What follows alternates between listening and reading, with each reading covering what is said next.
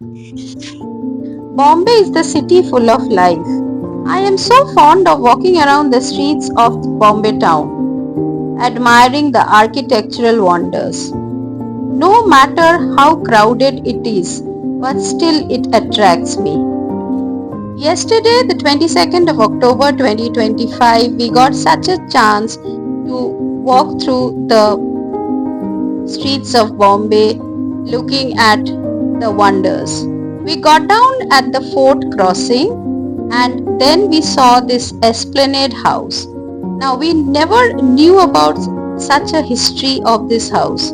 It is supposedly built around 1887 and it is where originally the Tatas resided till 1934, and now it is owned by the Setnas, and there are several office spaces including Martin Burn, but I was pretty surprised to see a residential apartment also, a residential floor which is owned by the Narimans, and I'm sure these would be somewhere related to the original Narimans of Bombay. The Esplanade House is at the crossing of Fort just opposite to Fashion Street, and this is the inside. I'm sorry, the videos were not properly taken, but yes, this is the architectural grandeur taken from a distance, and this is the house which stands still, and Google says that it is the oldest living building of Mumbai. And our travel partners, the young boy and the young girl are also very happy. It was quite a sunny day, and the four of us, then we flocked into the Fashion Street. Obviously, some bit of shopping is to be done. We just can't miss that part. By this time we were thirsty and Nimbu soda was calling us. Oh, it was very tasty. After quenching our thirst, we continued walking towards our destination. And here is some fun. Among the tall buildings of Bombay and the clean roads, then we saw something very interesting, which was something very new for our next generation, a post box. What is that? Was their question. Then we reached our destination. We were actually planning a trip to Paradox Museum from long, and today was the day. Indeed a very exciting place, and we were happy to get our world of illusion in our hands. Starting with this mirror which you have to turn to see yourself also moving. Exciting indeed. Then your head on the plate, you cut and eat it. Then you're supposed to read the colors and not the letters, which means not yellow but start with pink. Both the kids tried doing it and were pretty successful with patience. This is where there is a mirror and we tried clicking but we did not succeed properly. These are the shapes, supposedly two shapes. Then this man who turns his eyes towards you as you keep moving, and the guide actually told us that he only turns his eyes towards beautiful girls, which was also very funny.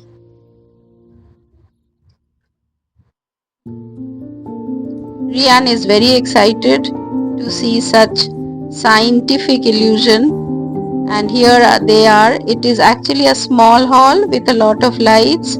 Then you can see a reflection which turns into a shark, and then here is one me turned into four me, one Rian turned into three colors of Rian, then one Nilasha turned into four Nilasha with several millers around. Here is Shoma and Rian combined to form one character, again an illusion of mirrors. Oh my god, the boy is turned upside down, now the girl is turned upside down. What not. We actually saw 31 exhibits and then came out around 90 to 100 minutes, and then we were hungry. We explored the streets around fort to go to a good place and eat. And here we saw several vultures who were flanking their wings and sunbathing themselves. We initially thought them to be statues, then when we figured out no, they are not statues but they are living creatures. Our eating destination was a very old eatery, the Goose and Gridiron, which has been taken over by by a different body, but it is also a very old restaurant, an European restaurant just bang opposite Sterling Theatre. We entered Goose and Gridiron, the complete wooden structure, which is definitely very attractive. It reminds us of the colonial era, and I must say that the interiors were very ethnic. The food was too good, including the drinks and the desserts. Here is a look of the restaurant. It is also quite 100 years old now. I think it's taken over by a chain called Culinary Foods. Initially it was owned by some European family, and here is a very simple decor. The wooden flooring, the old world charm that you get, which pretty attracts us, and we enjoyed the food. Good fish and chips, good parmesan chicken, good dessert, what not. It was indeed a lovely experience. Even the chandeliers, if you see, they are also old. The four of us, we had a lovely time, good food. As they say, you are happy when your tummy is happy. So we were very careful to make our tummy properly happy.